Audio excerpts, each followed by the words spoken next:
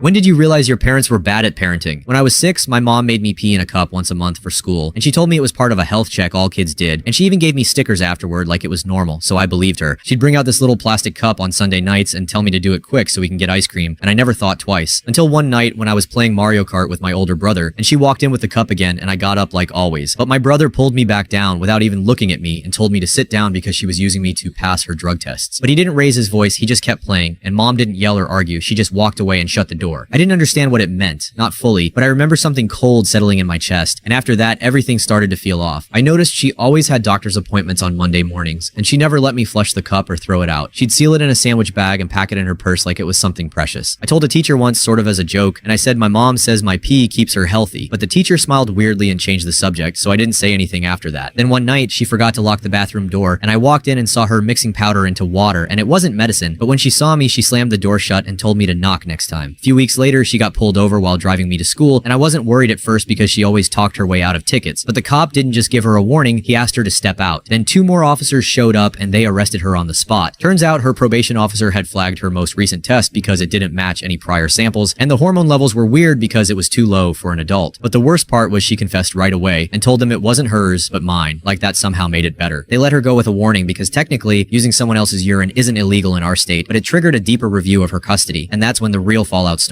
A caseworker came to our house and she talked to me and my brother, and she asked if we ever felt unsafe, but I didn't know what to say because everything in my life felt normal until it didn't. But my brother told her everything. He told her about the men who used to come over late at night, and how mom once gave him a pill to help him sleep when she had friends over, and how he'd walk into the kitchen some mornings and find baggies on the counter and the stove left on. They didn't arrest her right away, but within a week, we were both living at our grandma's house. I thought she'd be angry, but she wasn't. She just looked tired, like she'd been waiting for this to happen. She told me the courts had given my mom too many second chances, and the drug tests were the only reason she still had custody. But once they found out she was using her 6-year-old to pass them, even the judge had nothing left to say. My mom lost custody that month and didn't fight it much. She just kept saying she didn't hurt anyone, but I don't think she understood what she'd really done. I started having nightmares that year, waking up in the middle of the night convinced someone was watching me pee, and my brother had to sleep with the light on for months. But I never peed in a cup for anyone again because now I knew what that cup really meant.